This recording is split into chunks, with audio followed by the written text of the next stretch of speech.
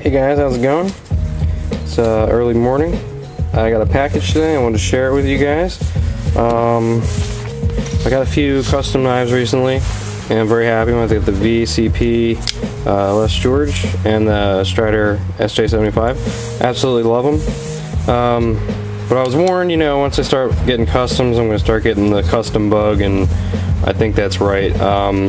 And you know, when I was looking for this guy here, you know, I sold off my Warren Thomas and a few other things. You know, just Warren Thomas wasn't working for me, and I got these. And then when I was trying to get, you know, one of these or the SJ75, like, I kept seeing this knife on USN and Jersey Devil that like blew my mind, but it was like way too much money, and you know, I just figured, oh well, you know, I'm not gonna be able to get the money in time, and you know, I'll never get it. So, you know, I got these guys. Then, you know, the guy, you know, a week or two later, you know, I saw that he still had it for sale, and you know, it was still available. And I asked him again, like, you know, if he would do a trade plus some money, and you know, he was hard on cash. So I was like, you know what, screw it. So I sold off 4 knives. One that I'm gonna miss, my Zan, but you know what, I can always get it sometime down the road if I really want it back. So it's not a big deal, you know. And then a few of the, you know, lower end, not lower end, but you know, mid-range, like the Benchmade, Zabroza, Emerson, and Microtech. No big deal. I made a little bit more money than what this cost, but you know what, I just figured those are all knives that I can always get in the future. This one is a one-of-a-kind, and is something that I have never seen before, and it blew my fucking mind when I saw it, so I gotta share it with you guys. Sorry I didn't do an unboxing, but I wasn't sure if the box I got was from him. I couldn't remember the dude's name or his address or anything. And you know, usually once, you know, you guys send your packages, they get here on time, but whenever I get something for myself, it tends to not get here for, yeah, so whatever. But my mail guy was cool enough. I told him it was coming, and I was like, you know, it's coming, can you you know, make sure I get that, you know, I'll be home, whatever, knock on the door if I'm not out in the shop. So he came by early, which is awesome, because my USPS guy is fucking awesome. So this is it, and it is by a knife maker by the name of Jeremy Horton, and I had never heard of him before. And you know, I looked at his knives, and he's got some really cool shit. His name is HortonKnives.com. He's got some pictures of some of the stuff he's done, and this is the Shawty, S-H-A-W-T-Y #1. So I'm pretty sure this is the first one he ever made, and it's the only one of this type. Now, as you can see, it's cool looking. Titanium, obviously, with a nice big pivot. It's got the nice opening. It's got a nice drop point. It's chisel ground. I know a lot of you guys don't like the chisel grind. But the reason I got this guy is not only for this. On the other side, you got this ridiculous mirror polished convex tip that is just gorgeous, and it is really crazy looking. But the reason I got this guy, and the reason it caught my eye, is because of how fucking thick that shit is. That is just insane, ridiculous thickness. And I just, you know, I love thick knives, and this is just the coolest thing I've ever seen. It's so smooth. It's just ridiculously smooth. Just so damn smooth. Thank God. I mean, it's you know, it cost me an arm and a leg. Well, it cost me, you know, a lot of my collection. Some knives I didn't really want to get rid of, but you know what? Once in a lifetime opportunity. I figured if he sold it, you know, I'd probably never see it again. And so I just had to get it. And so he got his CPM D2. Apparently this guy does really good with his heat treats and everything. Like, apparently it's just incredible quality. I think he's ex-military. As far as I can tell, he makes this stuff, like reinforced tips on almost everything he has. The middle, it looks like a hollow grind in the middle there. And I wasn't sure, you know, how sharp this thing would be because of how thick it is. But as you can see, it is, you know, for a chisel grind, it's like ridiculously thick, ridiculously, as you can see, sharp as fuck. And even that tip, the huge tip, comes to a very nice convex. It's very sharp. Even though it's so damn thick, it tapers very quickly. and it's just crazy looking. So CPM D2, it's got this machined out. I think there's like a machine mark there. It doesn't bother me at all. I like that. It shows some of the maker's mark. It's a very rough looking knife. Well, not rough as in fit and finish, but just like gnarly looking. I don't know if that's the right word to say, but not a word I use all the time. But see, there's really nice thick titanium scales. Nice pivot construction, very strong, very big. I'd imagine it needs that. It's got stone wash throughout. Very nice stone wash.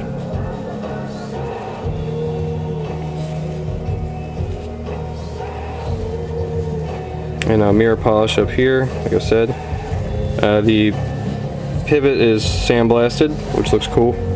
I think I might take out this pin when I take it apart just to check it out and sandblast that one just to match that. It's got a nice stone-washed, nicely stone-washed screws. I mean, for how tiny those are, they're actually really nicely stone-washed. It's got these nice posts, like these big sand-offs, which I like. Yeah, I wanted to get the dire wear. I know a couple people guessed that was it. It was a very good guess, but you know, I heard dire wear was coming out with a miniature version. Well, not miniature, but you know, the one that's out, the Solo, is just ridiculously huge. Like it's like that. Like it's just ridiculous. So I heard he was coming out with a smaller one, and it'd probably be less money. And I think I'll wait for that when he starts making those to order one. Plus, the turnaround time is like 5 to 6 months, which I can understand, especially for such a sweet ass product he's putting out. But you know, I just saw this, and this is just phew. Yeah, if any of you guys have ever listened to my taste in knives, you'll know that this is just right up my alley, because I just love thick blades. So let me do a size comparison here. Not a lot of people have the Les George. It's a little bit under that. Every time I have a damn tape measure, Anonymous steals it, so I can't give you the exact size. Maybe around here somewhere. Nope. So you got paramilitary. It's a more common knife. As you can see, it's not the biggest blade in the world. You know, I'm very happy with the size. I didn't think I'd be able to EDC this thing because it's just so chunky, but it's not bad. I mean, it's like the same thickness as this guy. I mean, this is a little slimmer and lighter. Let me see what else I got here on hand. Got a Strider PT here. Wish I had another knife. Oh, here's the you know, the buck. But I noticed the blade is actually see these two Anzo 67 blades. One of these is mine. The other one needs to be stone washed, so don't worry about scratches. It is thicker than two of these blades next to each other.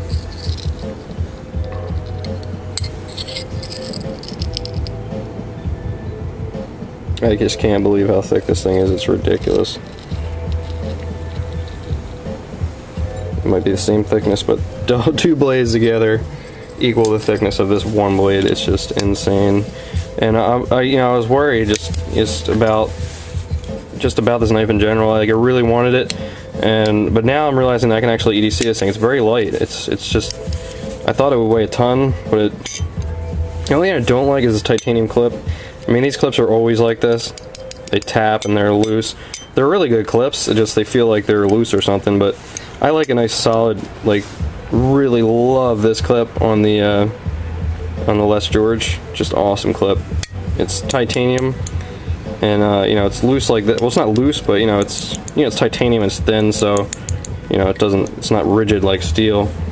But I'm gonna probably try to find a better clip for this guy, just something that fits better. Maybe something I got here. I don't know what would fit in these two holes, but you know, I'll figure something out. If not, I'll just keep this on here. But you know, put this in my pocket, and it rides pretty well. I mean, it's not that bad. It doesn't chunk out too much. I mean, I can carry it, and not, you know, it's not any worse than like a zero tolerance 300. It does pop up a little bit because it's so narrow and thick, but you know, that's what she said. But I really just love it. Some quick macros here. Yeah, it's similar to Diaware, like how he does the pivot there. I really like that. I might do that on my knives actually. But I also got this.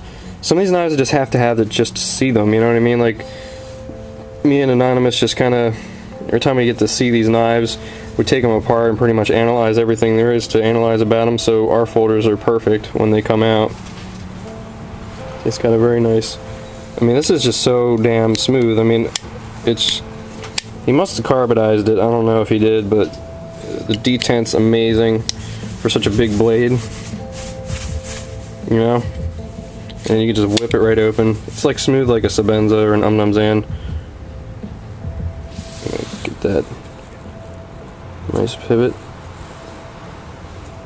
Looks like you sandblasted that one side, but not the other side. I mean, all his knives seem to have this little mark here. There's no maker's mark on it, but his name is Jeremy Horton, Jeremyhorton. You can check out the site. He makes a lot of fixed blades, and he just started making these folders. I don't know how long ago, but he doesn't seem to have a lot of them. But the ones I've seen some with G10 scales, look amazing. His work's just really cool, and I'm probably gonna give him a call just to talk, you know, just talk shop with him, just ask him a couple questions about this thing, because it's just awesome. And I just thought I'd share with you guys.